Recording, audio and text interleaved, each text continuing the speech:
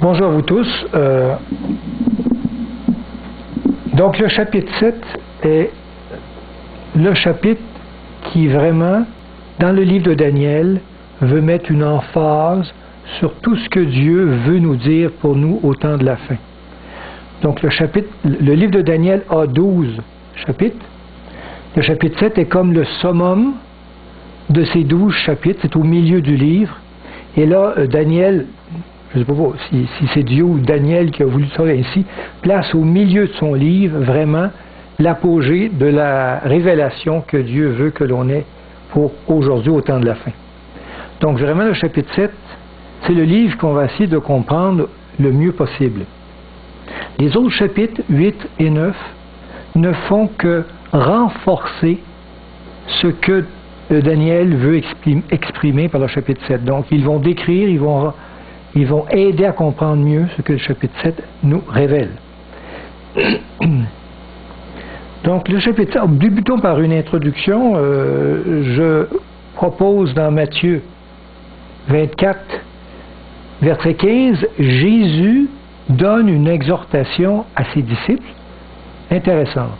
Donc Jésus va dire, c'est pourquoi lorsque vous verrez l'abomination de la désolation dont a parlé le prophète Daniel, on est dans le livre du prophète Daniel, établi en lieu saint, que celui qui lit fasse attention. Donc Jésus va donner cette exhortation à ses disciples et il parle que quand vous saurez la compréhension de l'abomination de la désolation dont parle Daniel dans son livre, faites attention, c'est important pour les gens de la fin. Et il parle ici, qu'est-ce qui va arriver au temps de la fin, il donne cette exhortation à ses disciples. Alors nous sommes rendus à ce moment où va être révélée cette qui appelle l'abomination de la désolation. Débutons donc dans le livre de Daniel, je dis c'est le 4e livre des prophètes, le chapitre 7. Daniel, dans un sommeil, va avoir une vision. Et dans la vision, il va voir 4 animaux, différents un de l'autre. Chaque animal représente une montée d'un pouvoir spécial. Et on va essayer de décortiquer verset par verset ce que Daniel voit en vision. Verset 1.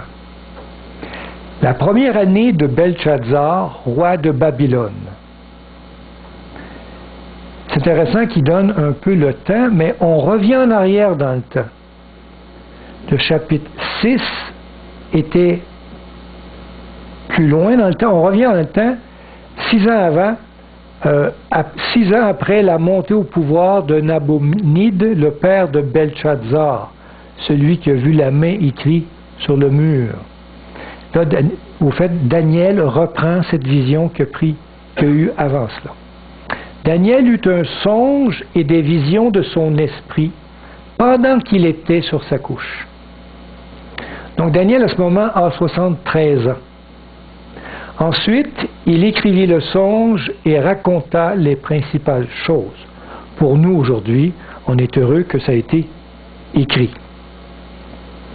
Daniel commença et dit, « Je regardais pendant ma vision nocturne et voici les 4 vents des cieux. » Dans l'Apocalypse, dans le livre des prophéties, les vents des cieux, ça représente des guerres provoquant la montée de 4 grands empires qui vont prendre place dans le monde par des dominations, par des guerres.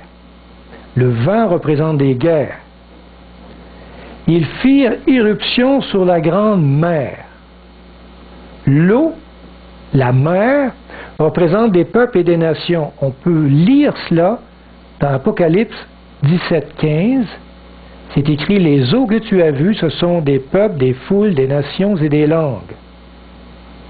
Donc on peut voir ici que par des guerres, dans un milieu peuplé, vont surgir 4 grands animaux. Les animaux sont 4 grands royaumes Dans le chapitre de Daniel, l'ange lui dit même, en Daniel 7, 17, ces 4 grands animaux, ce sont 4 rois qui s'élèveront de la terre. On pourrait mieux dire qui apparaîtront sur la terre. Parce qu'ils sortirent, ces grands animaux, ils sortirent de la mer.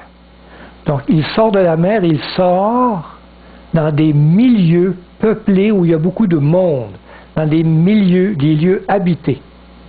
Et ils sont différents l'un de l'autre. On continue? Donc, Daniel voit 4 grands animaux. Il voit un lion, un ours, après ça, il voit un léopard, après ça, il voit une bête indescriptible. On va voir que chacun de ces animaux décrit exactement, comme dans les révélations de la statue de Daniel, la succession des empires mondiaux. Donc le lion va représenter la tête d'or, l'ours, qui était Babylone, l'ours, les Mèdes et les Perses qui ont pris place pour la domination du monde, qui représentait le torse d'argent. Le léopard va représenter la Grèce, qui représentait les hanches en airain, et la bête, indescriptible, représente la domination romaine. On a vu ces successions d'empires quand on a décrit la statue de Daniel au chapitre 2. Daniel revoit au fait l'avenir du monde, mais dans des termes différents qui permettent, ces animaux, de mettre beaucoup plus de détails dans chacun de ces empires, chacun de la montée de ces empires-là. Et les détails vont être tellement précis qu'on ne peut plus être ambivalent sur vraiment la prophétie comme telle en rapport avec la montée des empires. Donc, il voit, pour commencer, un lion avec 2 ailes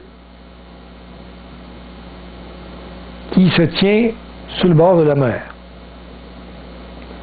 Verset 4. Le premier animal était semblable à un lion, qui représente l'empire babylonien sous Nebuchadnezzar de 606 à 558 avant Jésus-Christ. Et avait des ailes, on peut dire 2 ailes. Les ailes représentent la rapidité de conquête de l'empire babylonien en son temps. C'est des conquêtes rapides, ils ont pu posséder le monde assez rapidement. Je regardais jusqu'au moment où ces ailes furent arrachées. Évidemment, quand on arrache les ailes, c'est qu'il a perdu son courage des conquêtes. Il va arrêter de dominer par des conquêtes. Il va stopper, il va s'asseoir sous ses lauriers. Il fut élevé de terre et mis debout sur ses pieds comme un homme, et un cœur d'homme lui fut donné, qui représente qu'il est devenu faible, orgueilleux et humain, qui n'avait plus la force de conquérir. Donc, le lion qu'il voit représente la tête d'or, c'est-à-dire l'empire babylonien qui a dominé le monde. Babylone, c'est cette partie du monde. Il faut comprendre que le regard prophétique dans le livre de Daniel est toujours autour de la Palestine, là où est son peuple juif. Donc évidemment, on ne regarde pas autour du monde qu'est-ce qui se passe, c'est pas ça qui nous intéresse, c'est de savoir le peuple de Dieu dans l'avenir, qu'est-ce qui se passe avec lui. Donc on va voir vraiment les dominations qu'il va y avoir dans cette partie du monde. Et c'est Babylone qui va conquérir Israël et qui va posséder le monde à lui. Par après, l'animal que Daniel voit monter de la mer, il voit un ours, d'un côté plus élevé que l'autre, qui représente les Mèdes et les Perses, et les Perses ont dominé en fait de puissance. Ce sont 2 pays qui se sont unis, 2 nations qui se sont unies, et les Perses, avec Cyrus, étaient beaucoup plus conquérants. Cyrus est un homme plus jeune. D'ailleurs, Cyrus a marié la fille du roi Darius le Mède. Et il y a eu des unions entre les deux par les familles. Et Cyrus est un conquérant, il est toujours en train de se promener et conquérir. Et Darius va rester, lui, à Babylone quand il va avoir conquis Babylone. Et il va avoir 3 côtes dans la bouche, qui représentent 3 nations qu'ils ont conquis pour avoir le monde. La Libye, la Babylonie et l'Égypte. Il est en train de manger ces nations-là. C'est ce qu'on voit au verset 5. Et voici, un second animal était semblable à un ours. Ça représente l'empire médo-perse sous Cyrus de 539 à 331 avant Jésus-Christ. Et se tenait sur un côté. Donc les Perses dominaient plus grand que les Mèdes. Il était comme sur un côté. Il avait 3 côtes dans sa gueule entre ses dents. 3 grandes conquêtes des Mèdes et des Perses. La Lydie, la Babylonie et l'Égypte. Dans ce temps-là, bien sûr. Et on lui disait, lève-toi, mange beaucoup de chair. Donc il y a eu des attaques très cruelles pour obtenir le monde. Donc l'empire médo-perse, l'ours, qui représente la partie de la statue, qui est le torse, en argent, qu'on avait vu au chapitre 2. Donc les Mèdes et les Perses viennent de l'ouest, de l'est, excusez-moi, et ils ont été conquis tout ce qui était à l'ouest. Ils ont donc conquis la Babylonie et un petit peu au nord de l'Afrique. Ce sont ces 3 régions qu'ils ont, donc la Babylonie, l'Égypte et la Lydie, qu'ils ont acquis les 3 côtes qu'il y avait dans la bouche.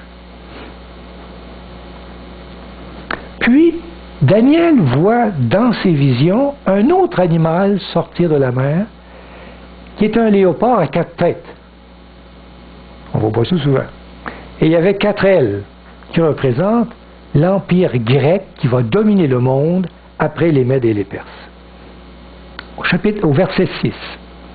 Après cela, je regardais, et voici, un autre était semblable à un léopard, qui représente l'empire grec sous Alexandre le Grand, de 331 à 168 avant Jésus-Christ. Et avait sur le dos 4 ailes comme un oiseau. Il y en a 4, lui. D'ailleurs, Alexandre le Grand avait 4 généraux. Absolument, on a un général qui, lui, est le chef de l'armée. Lui, il en avait 4. Et il y avait une telle rapidité dans ses conquêtes, on croit que Alexandre a conquis le monde en une dizaine d'années. Ça ne s'est jamais vu aussi rapidement.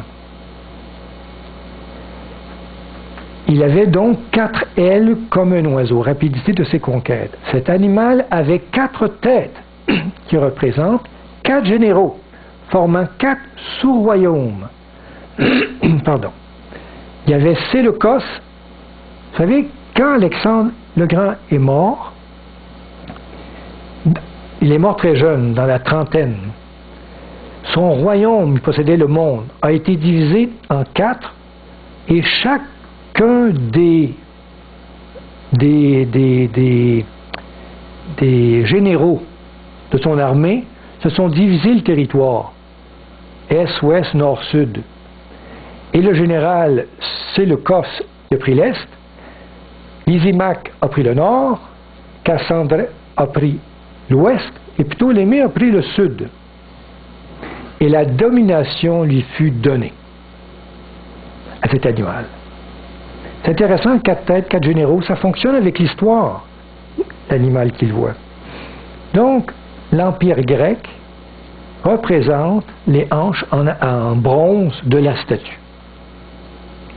Donc, Daniel voit exactement la même succession, il revoit la même chose, et Dieu met des détails supplémentaires pour vraiment positionner dans le temps exactement où on s'en va. Donc la Grèce, c'est cette petite partie du monde qui est venu dominer tout ce qu'il y avait à l'est. Après ça, il voit un animal terrible, un monstre, indescriptible. Il ne veut pas le représenter avec un animal connu. Alors je pense que les dessinateurs ont bien représenté. Il avait 10 cornes, qui représentent le prochain empire universel, qui est l'empire de Rome. On lit ça au verset 7. Après cela, je regardais pendant mes visions nocturnes, et voici, il y avait un quatrième animal. L'Empire romain de 168 avant Jésus-Christ à 467 après Jésus-Christ. Un empire qui a duré longtemps. Il est décrit comme étant terrible, épouvantable et extraordinairement fort. Il avait de grandes dents de fer, fort comme du fer. Ça représente le fer, un peu les pieds de fer de la statue. Il mangeait, brisait, il foulait aux pieds ce qu'il restait. Il était différent de tous les animaux précédents. Il est tellement différent que même la face, il ne la reconnaît pas. Le gouvernement romain est un gouvernement de république avec un sénat. Une gestion complètement différente. Il n'y a plus un roi qui domine, mais un sénat. Et il avait 10 cornes qui représentent les 10 nations d'Europe. On peut voir dans la statue les 10 orteils de la statue. Donc, cet animal représente cette partie de la statue tout en fer, les jambes de la statue, qui représente la domination de Rome, de 168 avant Jésus-Christ à 467 après Jésus-Christ. Rome a dominé le monde européen presque au complet ici, le nord de l'Afrique. Il a dominé évidemment tout ce qui était de la Grèce. Il est venu jusqu'en Espagne.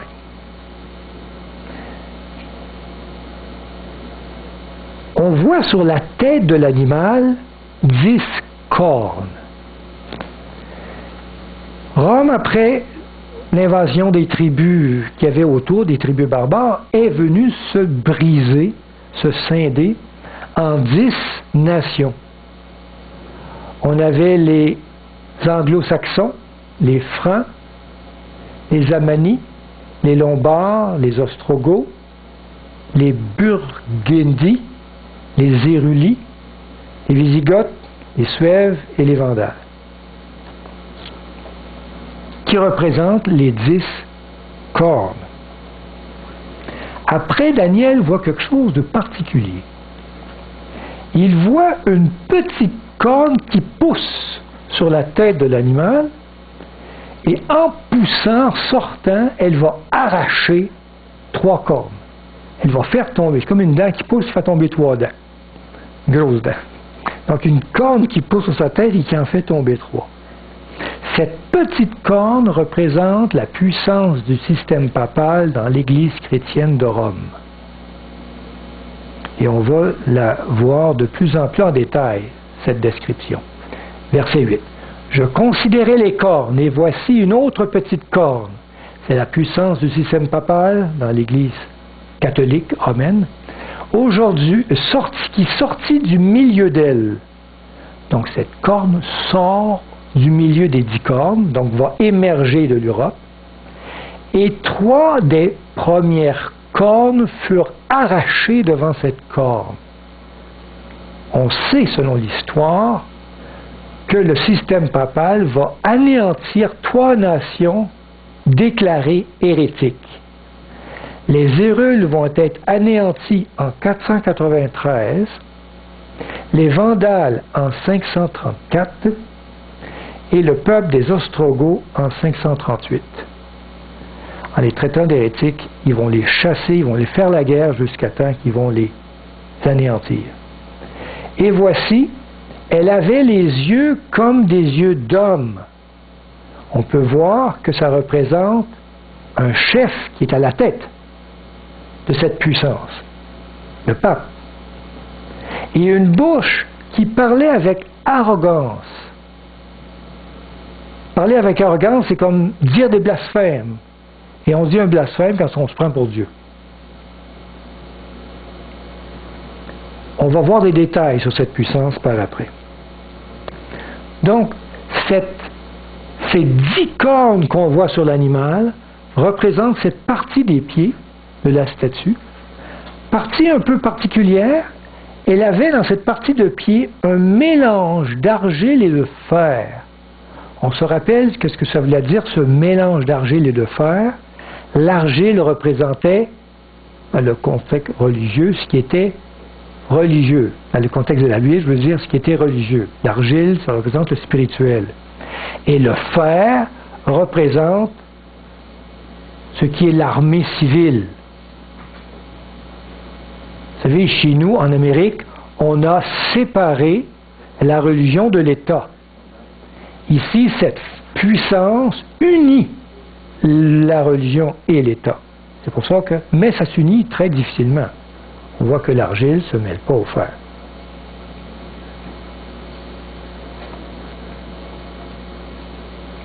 Les nations aujourd'hui représentées par les 10 cornes sont les suivantes. Les Alamans sont aujourd'hui appelés les Allemands. Les Burgondes sont les Suisses. Les Francs aujourd'hui, c'est les Français.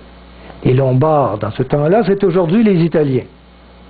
Les Saxons, dans ce temps-là, c'est aujourd'hui les Anglais. Les Suèves, les Portugais. Les Wisigoths, les Espagnols. Et eux, on les a plus. Les Hérules, les Vandales et les Ostrogoths ont disparu. Il n'y a plus de ces nations-là aujourd'hui. La puissance papale, si on regarde l'histoire, a dominé sur toute l'Europe pendant 1260 années. Exactement de 538 après Jésus-Christ jusqu'en 1798, où, dans la Révolution française, Napoléon, par son général Berthier, va aller envahir Rome, et là, il va prendre le pape, va le mettre en prison, puis il va mourir. Et là, la puissance papale va tomber. Donc, elle a dominé. Et en 538, qu'est-ce qui s'est passé? C'est la dernière peuple hérétique a été conquis, et Rome est devenue, l'Église catholique romaine est devenue la puissance qui dominait le monde en ce moment-là. C'est marqué, et si je reviens en arrière rapidement, il avait une bouche qui parlait avec arrogance. J'ai ressorti mon petit catéchisme. Vous savez, j'ai retrouvé ce livre-là quand le pape est venu au Québec. Vous aurez pu quand le pape est venu au Québec? C'était intéressant avec le pape mobile, ainsi de suite. Je ne me rappelle plus quelle année, merci, 84, tu crois? Il vendait dans les dépanneurs le petit catéchisme. Et je me rappelle, on avait demandé à la sainteté, le pape, si vraiment ce livre était encore d'actualité ou il était encore bon de l'utiliser pour enseigner. Et il avait reçu l'autorisation d'être correct, encore actuel et bon. J'ai ressorti quelques... Vous savez, il y avait les 200 quelques questions là, dans ce livre-là. Moi, dans mon temps, on les apprenait par cœur. Je ne sais pas, moi j'ai 55 ans. Ceux qui ont vécu cette période-là, quand ils étaient jeunes, on apprenait ça par cœur, ces questions-là. Qui est Dieu? Dieu est infiniment bon, et ainsi de suite. Puis, pour connaître notre religion, ça a été dans mon temps, moi, enfant de cœur, et ainsi de suite. Je vais vous en sortir quelques questions-réponses que je trouvais intéressantes pour sortir l'arrogance de cette puissance. Question 137 du catéchisme des provinces ecclésiastiques de Québec, Montréal et Ottawa, publié en 1944. Question 137. Tous les hommes sont-ils obligés d'appartenir à cette Église unique de Jésus-Christ? Réponse. Oui, tous les hommes sont obligés d'appartenir à cette Église unique, fondée par Jésus-Christ, et quiconque sait que l'Église catholique est la vraie Église et refuse d'y appartenir ne peut pas être sauvé. Donc il y avait l'idée hors de l'Église, point de salut. C'est très Très arrogant de se dire que je suis le sauveur dans mon Église. Seul, il n'y a pas d'autre. Moi, je crois que c'est Jésus-Christ qui sauve, pas l'Église. Question 138. Quels sont les attributs de l'Église? Catholique romain. Les attributs de l'Église sont autorité, c'est-à-dire gouverner les fidèles. Ils ont autorité sur ces fidèles. Ils ont autorité de dire qu'est-ce qu'on doit penser, faire et ainsi de suite. L'infaillibilité, c'est-à-dire que l'Église ne peut pas se tromper. Et l'indéfectibilité, c'est-à-dire qu'elle est éternelle. Donc des qualités que l'Église a. Question 143. En quelle personne ces trois attributs de l'Église sont-ils réunis? Réponse. Ces trois attributs de l'Église se trouvent réunis dans leur plénitude en la personne du pape, dont l'autorité et l'infaillibilité dureront jusqu'à la fin des temps. C'est très arrogant de se dire infaillible. Il n'y a que Dieu qui est infaillible. J'en vois vraiment pas d'autre. Il n'y a aucun homme qui peut s'arroger cette qualité d'être éternellement infaillible et d'avoir une autorité sur tous ses fidèles parfaite. Question 201. Est-ce que les prêtres ont le pouvoir de remettre les péchés commis après le baptême? Oui.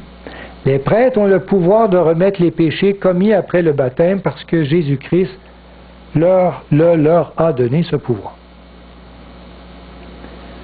Moi, je crois qu'il n'y a seulement que Jésus-Christ qui peut pardonner les péchés. Si un prêtre peut pardonner tous mes péchés, c'est fantastique, je peux aller au ciel avec l'absolution d'un prêtre, puis Dieu n'a rien à dire, je passe.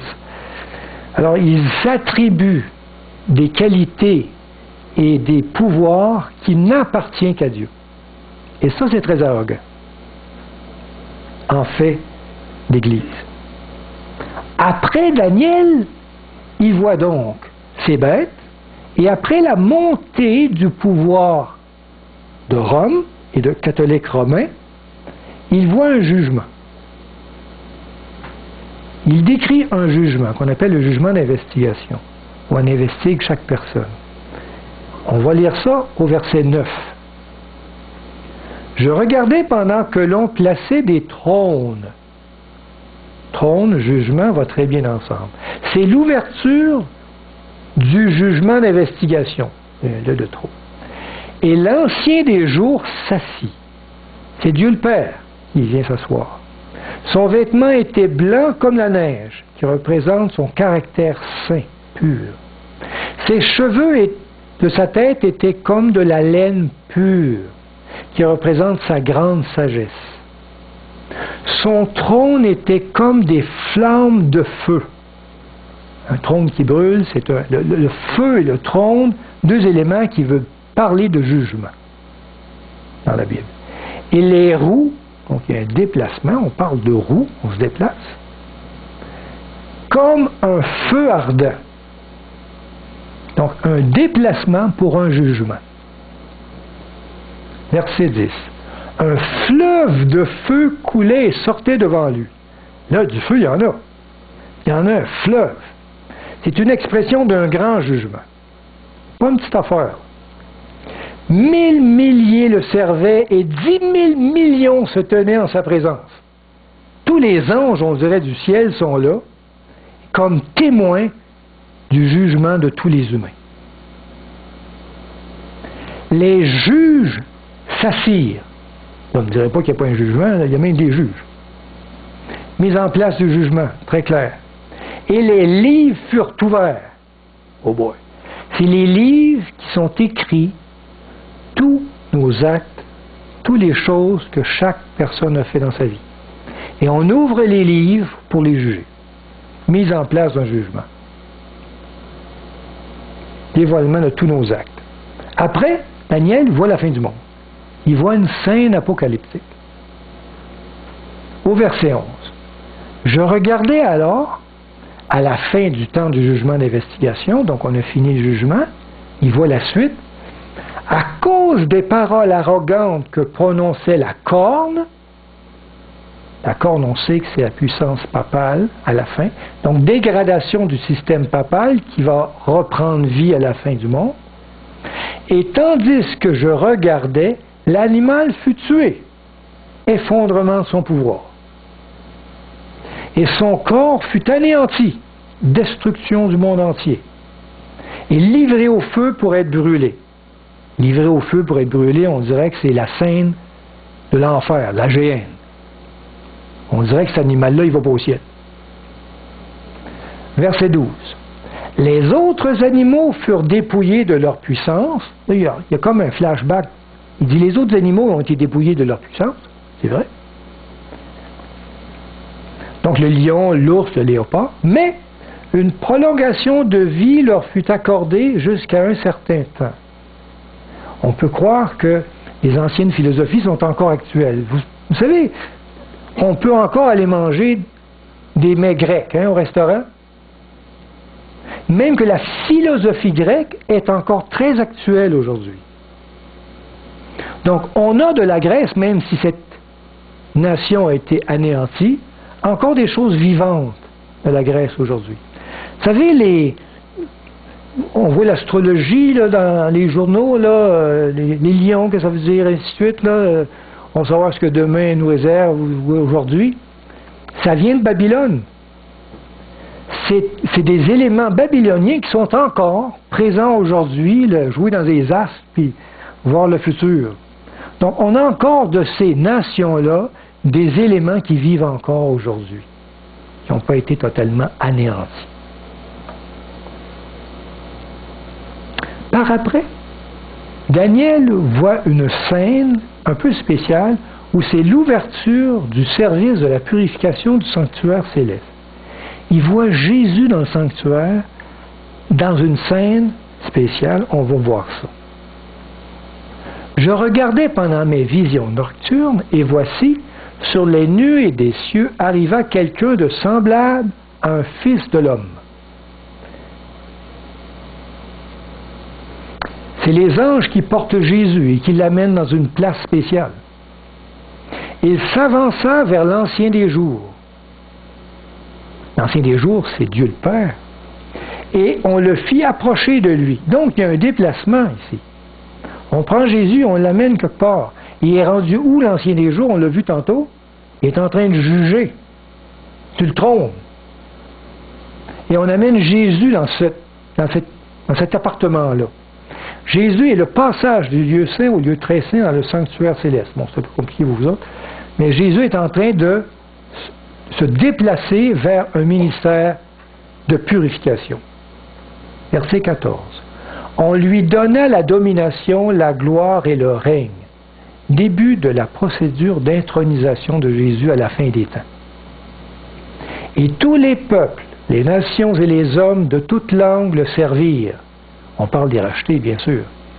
Donc Jésus est en train d'être amené dans une position où il va dominer le monde. Son règne s'en vient. Et il dit après, sa domination est une domination éternelle qui ne passera point.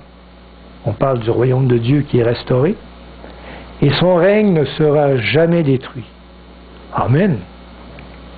Donc, la vision va très vite. De Jésus, on lui donne la domination, lui jusqu'à la fin, là. Et... Donc, il voit des choses, mais très rapidement, dans le temps, ça se passe. Alors, Daniel est troublé par ça. C'est trop pour lui. Il dit, wow! Et il veut des explications. C'est quoi ces... Il est vraiment dérangé par tout ça. C'est quoi ces animaux-là? Qu'est-ce qui se passe? Ainsi de suite. Et il veut demander à l'ange, explique-moi ça. Il veut des explications. C'est ce qu'on voit au verset 15. Moi, Daniel, j'eus l'esprit troublé au-dedans de moi, et les visions de ma tête m'effrayèrent. Je m'approchai de l'un de ceux qui étaient là, et je lui demandais ce qu'il y avait de vrai dans toutes ces choses. Il me le dit et m'en donna l'explication. C'est fantastique. Il demande de l'explication et quelqu'un va lui en donner. Ça va nous aider à comprendre qu'est-ce qu'il a vu. Verset 17. Il dit, Ces 4 grands animaux, le lion, l'ours, le léopard et la bête féroce, ce sont 4 rois qui s'élèveront de la terre, qui apparaîtront sur la terre. Donc, on n'a pas rien à inventer. C'est dit que c'est 4 grands rois qui vont dominer le monde. Puis par après, il devient très succinct. Il dit, bon, les 4 animaux, c'est 4 grands rois qui vont dominer, puis après ça, il va y avoir le royaume de Dieu qui va s'établir. Il va de façon très succincte. Verset 18, il dit, mais les saints du Très-Haut recevront le royaume après la résurrection, puis ainsi de suite. Et ils posséderont le royaume éternellement, d'éternité en éternité. Le royaume de Dieu sera restauré sur la terre et les saints pourront vivre là-dessus, puis il n'y aura plus de mal, plus de péché, c'est fantastique. Bon, la description est trop rapide pour Daniel. T'as pas dit grand-chose, tu sais. Alors, il veut en savoir plus, c'est trop succinct.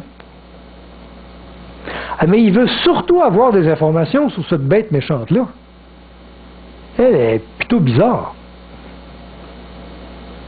Alors, verset 19, ensuite, il dit, je désirais savoir la vérité sur le 4e animal, la Rome impériale, celle qui est troublante, qui était différent de tous les autres, extrêmement terrible, qui avait des dents de fer et des ongles d'airain, qui mangeait, brisait et foulait aux pieds ce qui restait.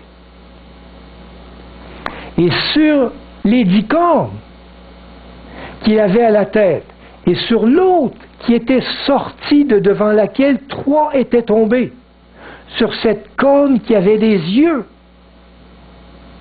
on sait que c'est le pouvoir papal, une bouche qui parlait avec arrogance et une plus grande apparence que les autres. Intéressant. La petite corne qui déloge les 3 cornes pousse, pousse, pousse et va devenir plus grande que les autres. Et on sait que le système papal obtint un pouvoir absolu sur toute l'Europe. Et elle a dominé. Donc elle est venue vraiment plus puissante que tous les autres. Donc la petite corne qui arrache 3 nations. Cette petite corne-là, il va dire qu'elle va persécuter les saints martyrs. C'est l'idée que l'ange va apporter à Daniel. Il dit, je vis cette corne faire la guerre aux saints et l'emporter sur eux. Et on sait que l'Église catholique romaine a tué beaucoup de saints martyrs. L'Apocalypse 13:7 parle d'une bête. Et la décrit de la même façon. Il, la bête, lui fut donné de faire la guerre aux saints et de les vaincre. La petite corne et la bête de l'Apocalypse 13, c'est la même puissance, décrit de 2 façons différentes. Verset 22.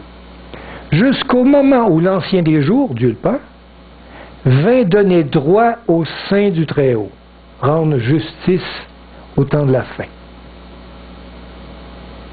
Et le temps arriva où les saints furent en possession du royaume. Il fixe encore nos yeux sur la fin du monde où on va avoir la nouvelle terre et le royaume va être à la possession des élus, des vrais adorateurs. On dirait qu'il veut toujours amener Daniel vers là. Hein? Il donne un peu d'explication, il dit non, non, c'est pas grave, regarde à la fin des temps, tout va se replacer et tout le monde va être heureux. Le pouvoir papal. Et là, il va donner des explications sur le pouvoir papal. Il me parla ainsi. Il va donner des explications sur le 4e animal. Le 4e animal, c'est un 4e royaume qui existera sur la terre, l'Empire romain. C'est assez clair. Différent de tous les royaumes et qui dévorera toute la terre, la foulera et la brisera. Les 10 cornes, ce sont 10 rois qui s'élèveront de ce royaume. Et on sait que de Rome va émerger de Rome 10 nations. Les 10 tribus barbares d'Europe, on les a nommées tantôt. Un autre s'élèvera après eux. Il sera différent des premiers, parce qu'il va avoir une puissance politico-religieuse. Un peu différent. Et il abaissera 3 rois, les Hérules, les Vandales et les Ostrogoths. Et c'est l'ange qui dit ça. Et ça marche avec l'histoire. Verset 25. Il prononcera des paroles contre le Très-Haut. Blasphème, qu'on avait dit. Il opprimera les saints du Très-Haut. La mort des saints martyrs. Il espérera changer les temps et la loi. L'Église catholique va changer les 10 commandements de Dieu. On va voir ça tantôt.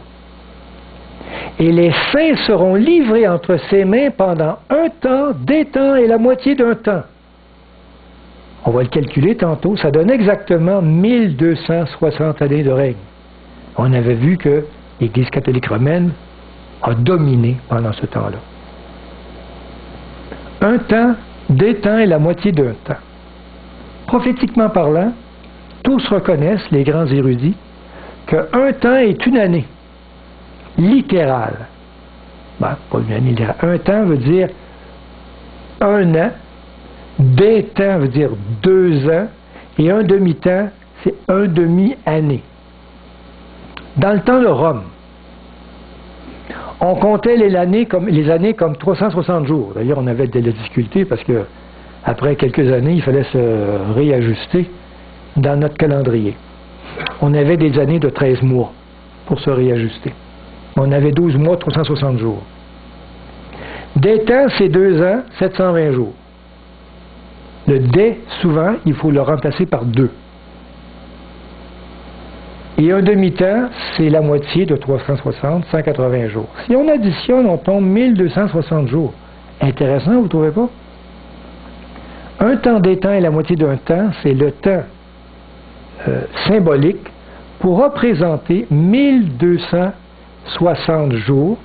Et on sait que dans le contexte prophétique, un jour égale une année, littérale. Et on va lire ça dans Ézéchiel 4:6. D'ailleurs, Daniel vous a lu ça la dernière fois. Dieu dit, tu auras une année littérale pour chaque jour de jeûne, pour chaque jour de ainsi de suite. Donc cette prophétie qu'il va dominer pendant un temps, des temps et la moitié d'un temps, 1260 jours, c'est bien réalisé à l'intérieur de l'Église catholique romaine. Ça commence quand et ça finit quand? En 538, les Ostrogoths, la dernière des 10 tribus qui s'opposaient à l'Église romaine, fut battue en 538 de notre ère. Et à ce moment-là, l'Église catholique romaine a un pouvoir absolu sur l'Europe. Il n'y a plus aucune nation qui lui fait obstacle. Et en 1798, le général Berthier, général de Napoléon, brisa le pouvoir politique de l'Église de Rome en 1798 en emprisonnant le pape. Pie VI, je pense, il l'a mis en prison, il est mort 2 ans après. Et si on prend 1798 et on soustrait à 538, on tombe exactement à 1260 années de règne. Par après, on voit la scène du jugement d'investigation. Puis, il dit, verset 26, puis viendra le jugement. C'est un jugement. Donc, il dit, après que 1260 ans de domination, qu'est-ce qui arrive après? Le jugement. Donc, le jugement de Dieu est après la domination papale du Moyen Âge. Et on parle de la petite corne, ôtera sa domination. Donc, après le jugement, si on lui ôte sa domination, c'est que la petite corne va reprendre une domination. Et on voit aujourd'hui, c'est bizarre, la puissance papale est en train de reprendre place dans le monde d'aujourd'hui, dans le monde politique et puissant d'aujourd'hui. Apocalypse 13:3 dit, « Je vis l'une de ses têtes comme blessée à mort. » Avec Napoléon, brisé complètement la puissance papale. Mais il dit après, mais sa blessure mortelle fut guérie, et toute la terre était dans l'admiration derrière la bête. Je ne sais pas si vous avez été émerveillé de voir que la mort du dernier pape, c'est qui le dernier pape? Jean-Paul II. Tous les chaînes de télévision diffusaient ça. Tous les chefs de toutes les nations du monde étaient là au Vatican pour être représentés comme une alliance avec cette puissance-là. C'était étonnant, on n'avait jamais vu ça. L'admiration de toute la planète devant la papauté. Même les États-Unis, c'était la première fois qu'ils se rendaient. Exactement. Même pour les États-Unis, première fois qu'on voyait une délégation si importante de rapprochement avec le Vatican. Parce que les États-Unis est un pays protestant qui refuse cette autorité papale. Puis c'est dit qui sera détruite et anéantie pour jamais. Évidemment, au retour de Jésus, cette puissance va tomber.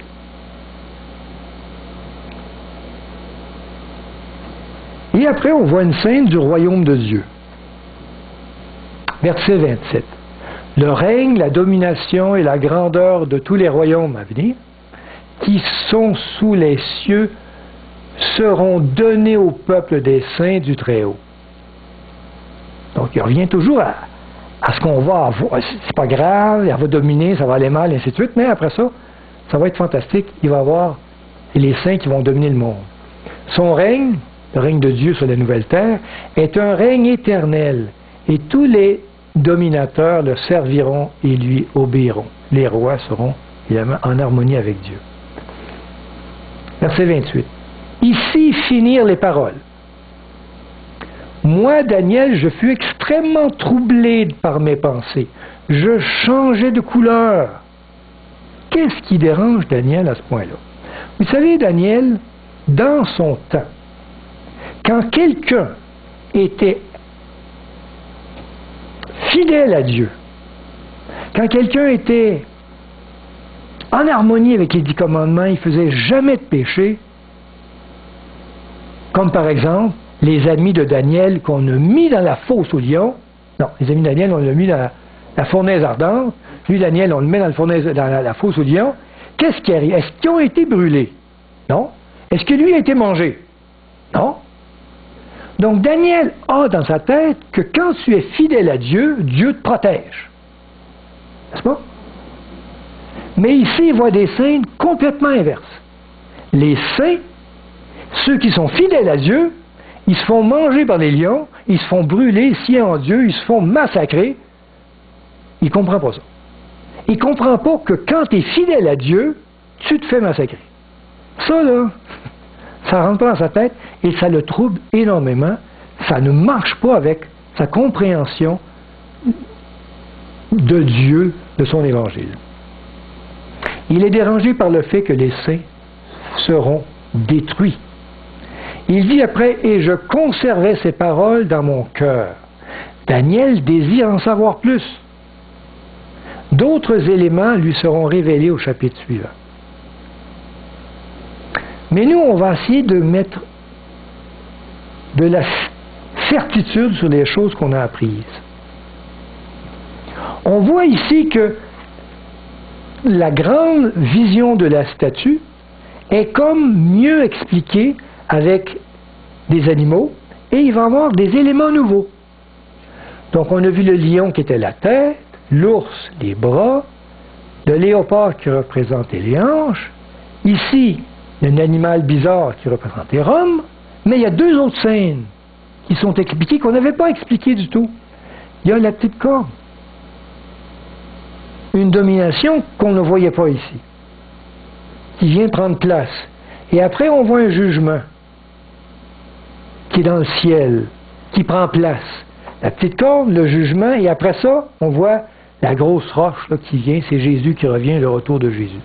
Donc il y a deux éléments nouveaux. Et Dieu est en train, de chapitre après chapitre, de nous amener des explications plus intéressantes, plus importantes pour nous au temps de la fin. Donc deux éléments nouveaux, la petite corne qui est là et le jugement d'investigation. Il veut que l'on sache ces choses-là aujourd'hui. Mais nous, on va essayer de comprendre et de s'assurer que la petite corne, c'est bien l'Église catholique romaine. Vous savez, si vous êtes, je ne sais pas, dans l'autobus, dans un milieu qui est fermé, et qu'on vous dit attention, ici, dans l'autobus, il y a un pickpocket. Alors vous allez soupçonner tout le monde. Peut-être même la personne qui est assise à côté de vous, vous allez mettre ça dans votre bagage, et ainsi, vous allez avoir peur. Mais si on vous donne des indices, on vous dit, il y a les cheveux longs. Ah, je suis correct. Si on vous dit après ça, il y a un coat de jean. Ah, c'est intéressant. Il porte des lunettes. OK, c'est intéressant. Il y a les cheveux blancs. OK, c'est intéressant. Puis ainsi de suite. Puis on vous donne 10 indices. Vous pouvez évidemment vous dire, non, c'est pas celui qui est à côté de moi. Ou dire, oui, c'est celui qui est à côté de moi. Vous allez changer de place. Donc, si on vous donne exactement des indices, vous allez pouvoir savoir exactement si je dois me retirer de cette personne ou de m'approcher, s'il y a les indices ou pas. Alors, c'est ce qu'on va voir. On va voir que dans le chapitre 7, Dieu donne 10 indices qui décrivent qui est la petite corne. Et l'Église catholique romaine, malheureusement, possède ces 10 indices. Alors, qu'est-ce que vous allez faire? Ben, moi, je reculerai un peu, n'est-ce pas? C'est ce qu'on va voir. La petite corne de Daniel 7 est la bête de l'Apocalypse 13, qui est la puissance papale. Dans l'Apocalypse 13, on lit « Et je vis l'une de ses têtes comme blessée à mort, mais la blessure mortelle fut guérie. » On le voit encore actif aujourd'hui. « Et toute la terre était dans l'admiration derrière la bête. » Prenons les 10 indices que l'on voit dans rien que le chapitre 7. Premier indice, Daniel 7-8. C'est écrit « Je considérais les cornes, et voici une autre petite corne sortie du milieu d'elle. » Donc il y a 10 cornes, et elle sort quand les 10 cornes sont puissants. Donc cette puissance doit émerger du milieu des 10 puissances d'Europe. Effectivement, le système de la papauté, ayant pris naissance à Rome en 538, est la seule puissance ayant émergé des 10 nations d'Europe peu après la chute de l'Empire romain en 476 après Jésus-Christ. Ça fit. Premier indice. Deuxième indice, Daniel 7-24. Les 10 cornes sont 10 rois qui s'élèveront de ce royaume. Un autre s'élèvera après eux. Donc cette puissance doit s'élever après les 10. Il faut que les 10 puissances d'Europe soient installées, ainsi de suite, qui a pris position, et elle vient après. Après la chute de l'Empire romain en 476 après Jésus-Christ, qui tombait aux mains des 10 tribus barbares, l'Église chrétienne de Rome prit officiellement naissance en 538, donc après Jésus-Christ, avec l'empereur Justinien. Effectivement, elle vient après. Troisième indice. Les 10 cornes sont 10 rois qui s'élèveront de ce royaume. Un autre s'élèvera après eux. Pour ça, c'est dit, il sera différent des premiers.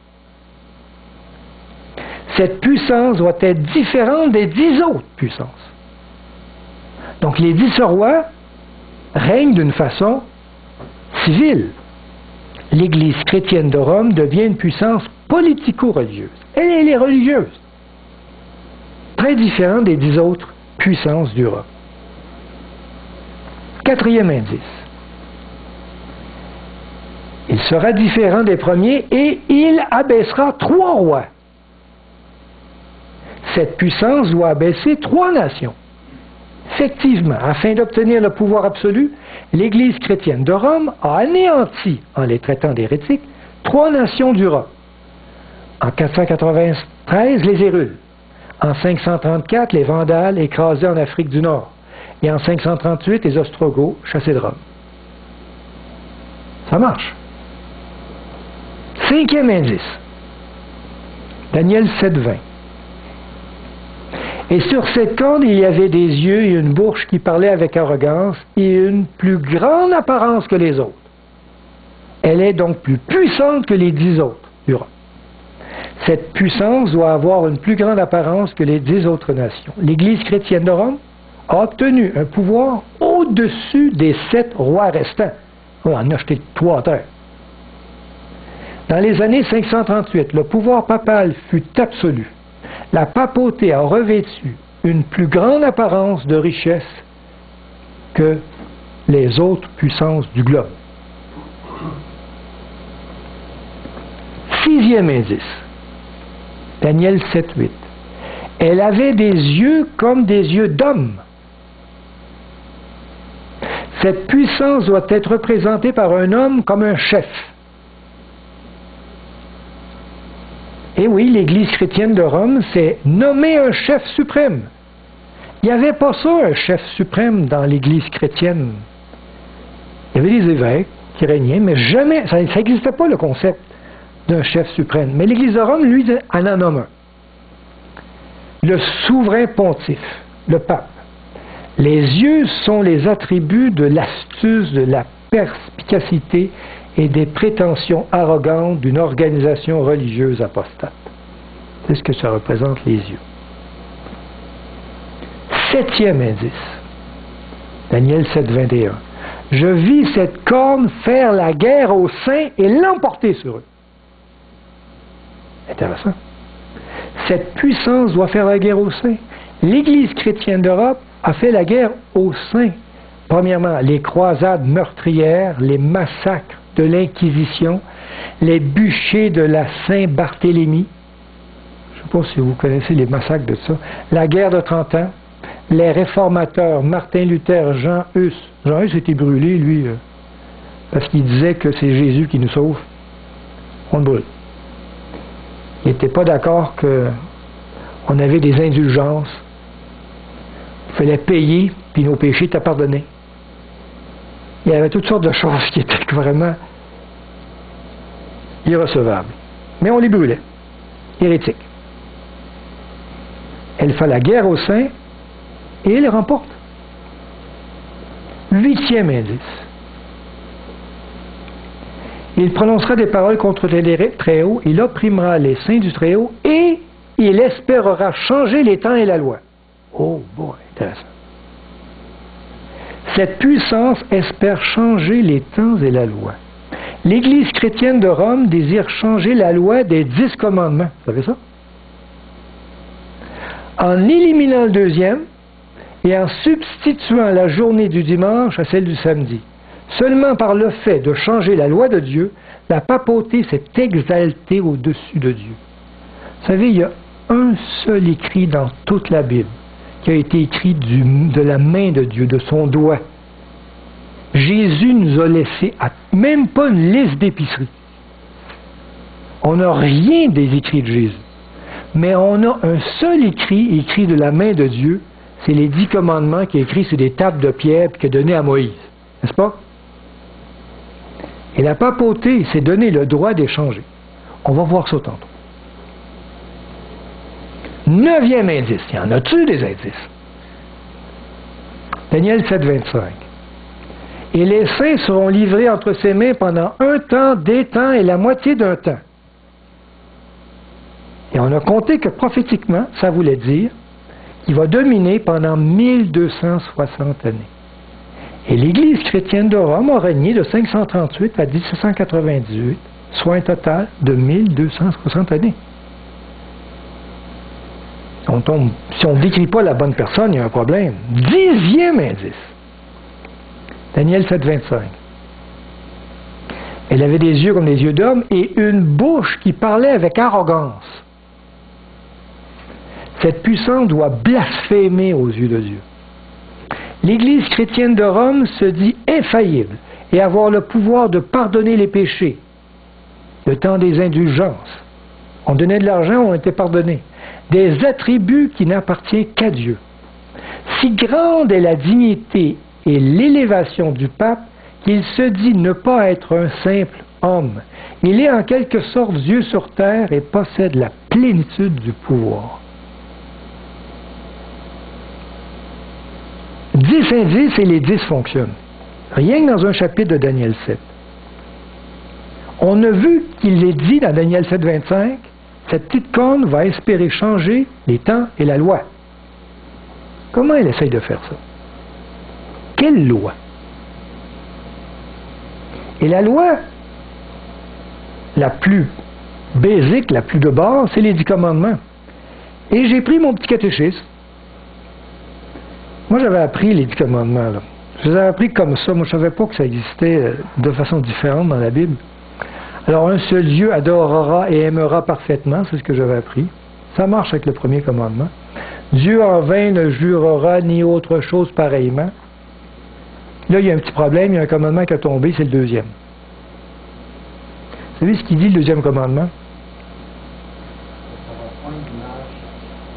On va lire ici. On trouve ça dans l'Exode, chapitre 20, les commandements. Versets 4 à 6. Tu n'offras point d'image taillée, ni de représentation quelconque des choses qui sont en haut dans les cieux, qui sont en bas sur la terre et qui sont dans les eaux plus bas que la terre. Tu ne te prosterneras point devant elles, et tu ne les serviras point. Car moi, l'Éternel, ton Dieu, je suis un Dieu jaloux, qui punit l'iniquité des pères sur les enfants jusqu'à la 3e et la 4e génération de ceux qui me haïssent, et qui fait miséricorde jusqu'à 1000 générations à ceux qui m'aiment et gardent mes commandements. Ils avaient un petit problème avec ce commandement-là parce qu'ils se prosternent devant des statues, les catholiques. Ils font des prières et ils adorent les statues. Alors, il y avait un problème avec ça. Ben, ils l'ont enlevé. C'est un problème qu'ils l'enlèvent pas. Et ils l'ont remplacé par un autre. Si je reviens ici, donc le deuxième commandement n'est pas là, il en a remplacé un. Moi, dans mon petit livre, j'ai « Impudique, point ne sera de corps ni de consentement ». Il n'y a pas de commandement qui marche avec ça. Ça n'existe pas, ils ont inventé quelque chose. Là. Ça paraît bien quand même. L'impudicité, c'est vrai, c'est beau. Tu sais. Alors, il y en a ajouté un. Les dimanches, tu garderas en servant Dieu des voltements. Un petit problème, là. Ils vont changer la loi, ils l'ont fait, ils ont enlevé le commandement, ils l'ont remplacé par celui-là. Et ils vont espérer changer le temps. Connaissez-vous le commandement qui parle de... C'est le 4e commandement. Ils ont dit, les dimanches, tu garderas en servant Dieu des voltements. Si on lit le commandement, c'est marqué, souviens-toi du jour du repos pour le sanctifier. Tu te réveilleras 6 jours et tu te reposes et tu feras tout ton ouvrage.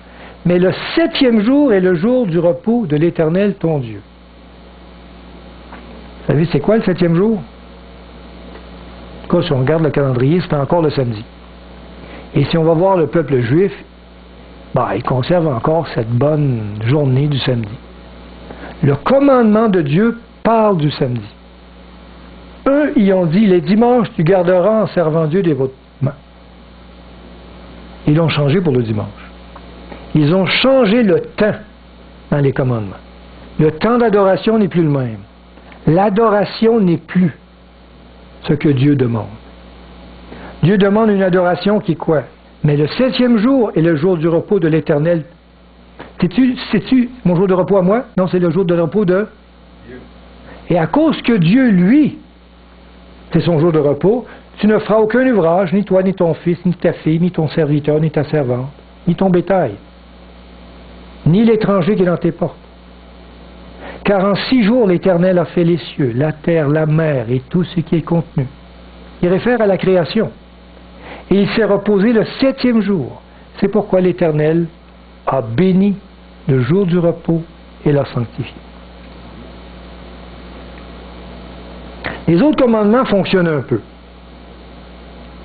Tu ne tueras point. Moi, j'avais appris homicide, point ne sera de fait ni volontairement. Tu ne commettras point d'adultère, c'est marqué œuvre de chair ne désira qu'en mariage seulement. Ça fonctionnait, on pouvait coller les autres commandements. Mais il avait changé ces deux-là. On peut lire aussi à la question 404, toujours pour le changement qu'il a fait dans le temps. Ici, dans mon petit catéchisme, toujours la question. Il y en a des questions, hein, on dit à 404. Là. Hein, Le jour, c'est marqué, le jour du sabbat est-il le même que le dimanche? Réponse?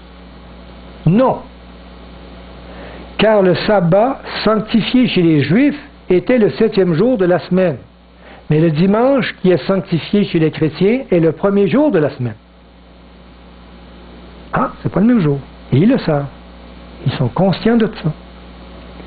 Question 405. Pourquoi l'Église ordonne-t-elle de sanctifier le dimanche au lieu du sabbat? Question, il faut répondre. C'est marqué réponse. L'Église ordonne de sanctifier le dimanche parce que c'est le jour de notre Seigneur ressuscité. Et aussi celui qui l'envoya, le Saint-Esprit, à ses apôtres. Une journée où les apôtres ont reçu le Saint-Esprit. Là. Donc la raison qu'on sanctifie le dimanche n'est pas du tout la raison qu'en 6 jours, Dieu a créé le ciel et la terre, et ainsi de suite. On a changé notre direction d'adoration. Et celui qui a créé cette journée-là, le dimanche, se dit d'une autorité à l'égal de Dieu de faire des commandements pour l'humanité. Il faut le faire quand même. On tasse le commandement qui est déjà là, le 4e commandement qui est l'adoration du samedi, et on en fait un autre. Le sabbat du 4e commandement est un sceau du Dieu créateur. Souviens-toi. On va lire quelques textes dans la Bible pour nous rappeler l'importance de ce 4e commandement. Dans l'Exode 31, on peut lire « Vous ne manquerez pas d'observer mes sabbats, ce sera entre moi et vous, et parmi vos descendants, un signe auquel on connaîtra que je suis l'Éternel qui vous sanctifie. » C'est un signe dans lequel on reconnaîtra que vous êtes les disciples de celui qui a créé en 6 jours le monde. Vous observerez le sabbat, car il sera pour vous une chose sainte. Celui qui le profanera sera puni de... C'est donc sévère. Celui qui fera quelques ouvrages ce jour-là sera retranché du milieu de son peuple. On lit un autre texte dans Exode 31. On travaillera 6 jours, mais le 7e jour est le sabbat, le jour du repos, consacré à l'Éternel. Celui qui fera quelques ouvrages le jour du sabbat sera puni de mort. Verset 16. Les enfants d'Israël observeront le sabbat en le célébrant, eux et leurs descendants, comme une alliance perpétuelle. Comme une alliance que tu fais avec Dieu pour toujours. Il dit au verset 17, « Ce sera entre moi et les enfants d'Israël un signe qui devra durer à perpétuité. » C'est pas dit qu'il va changer un jour. Car en 6 jours, l'Éternel a fait les cieux et la terre, et le 7e jour, il a cessé son œuvre, et il s'est reposé. Donc le sabbat est une marque d'adoration du Dieu créateur. Le dimanche est une marque d'adoration du Dieu papal. On va lire un autre texte. Exode 31, 18. Lorsque l'Éternel eut achevé de parler à Moïse sur la montagne du Sinaï, il lui donna les 2 tables du témoignage, tables de pierre écrites du doigt de Dieu. Il n'y a rien dans la Bible qui est écrit du doigt de Dieu, sauf les 10 commandements écrits sur des tables de pierre. Mais même pas sur du papier, parce que du papier, ça peut changer. Les tables de pierre, ça reste. Alors Dieu voulait vraiment pas qu'on les touche à ces 10 lois. Mais la marque de la bête, la marque de l'autorité, de la puissance de cette petite corne qui veut prendre la place de Dieu, elle est quoi sa marque d'autorité? Faire des lois, des commandements en tassant les autres. Et cette loi qu'il a fait, c'est le dimanche. Elle dit, l'Apocalypse 13, verset 16, « Elle fit que tous, petits et grands, riches, pauvres, libres, esclaves, reçussent une marque sur leur main droite et sur leur front. une marque de son autorité, et que personne ne put acheter ni vendre sans avoir la marque, le nom de la bête ou le nombre de son nom. Il est difficile pour quelqu'un de démarrer un commerce s'il respecte le sabbat de l'Éternel et que le dimanche, il est obligé de fermer parce qu'on lui impose une fermeture cette journée-là. Il ne soit jamais capable de partir dans un commerce. Donc, une marque d'adoration. Il touche dans les commandements de Dieu exactement le commandement qui a un rapport comment adorer. Le samedi ou le dimanche, c'est là qu'on adore Dieu, c'est là qu'on va à l'église, c'est là qu'on s'exprime notre adoration à Dieu, n'est-ce pas? Est-ce que vous voulez adorer le Créateur ou vous voulez adorer la grosse bête là, méchante? Celui-là, il a écrit ses commandements, puis lui, il en a écrit d'autres. On reste-tu avec ses commandements avec lui ou on reste avec ses commandements avec lui? Si je reste avec ses commandements avec lui, c'est lui que j'adore. Si je reste avec ses commandements, c'est lui que j'adore. C'est un principe d'adoration. Apocalypse 14, verset 6, c'est marqué « Je vis un autre ange qui volait par le milieu du ciel, ayant un évangile éternel. » Donc, il y a un ange qui veut dire des choses. Et il y a un évangile, c'est-à-dire une bonne nouvelle. Pour l'annoncer aux habitants de la terre, à toute nation, toute tribu, toute langue, tout peuple, il veut le dire à tout le monde, tous ceux qui ont été bernés. Et il disait d'une voix forte, craignez Dieu et donnez-lui gloire, car l'heure de son jugement est venue. Vous savez qu'à la fin de la puissance papale, il y a une ouverture d'un jugement. Il dit, le jugement est venu. Et adorez celui qui a fait le ciel, la terre, la mer et les sources des eaux. Arrêtez d'adorer l'autre. Adorez celui qui est le Créateur. Et dans le 4e commandement, pourquoi on adore ça de cette façon-là? Souviens-toi que Dieu a créé en 6 jours le monde et qu'il s'est reposé le 7e. Et quand on adore selon son commandement à lui, le samedi, on lui donne honneur que c'est lui le Créateur en 6 jours. Apocalypse 14, 9, il dit « Et un 3e ange les suivit en disant d'une voix forte, si quelqu'un adore la bête et son image, et la bête et son image, c'est sa marque d'adoration le dimanche, et reçoivent une marque sur son front, sur sa main, cette marque d'adoration, il boira lui aussi du vin de la fureur de Dieu versé sans mélange dans la coupe de sa colère. » Ça a l'air grave. Ça a l'air très grave. Et il sera tourmenté dans le feu et le soufre devant les saints anges et devant l'agneau. Et ça tourmente. Ça le travaille, ça dérange. Il y a une gravité d'adoration de la marque de la bête. Apocalypse 14, il dit, c'est ici la persévérance des saints, les vrais adorateurs. Qu'est-ce qu'ils font les vrais adorateurs? Ils gardent les commandements de Dieu et la foi de Jésus. Ils ont une caractéristique spéciale au temps de la fin, les vrais adorateurs, ils gardent les commandements de Dieu. Donc, il y a une caractéristique des vrais adorateurs, ils gardent les commandements de Dieu. La marque d'allégeance. Un jour chômé le dimanche, on va à l'église, ou un jour chômé le samedi, qui est le saint jour. Lequel vous allez choisir? Qui va exprimer votre adoration du vrai Dieu. Rappelez-vous de l'histoire de Daniel. Vous vous rappelez que les 3 amis de Daniel, on leur demandait seulement de se prosterner devant la statue. C'était juste une façon d'exprimer leur adoration. Une génuflexion devant la statue, c'est tout. Est-ce qu'ils ont accepté?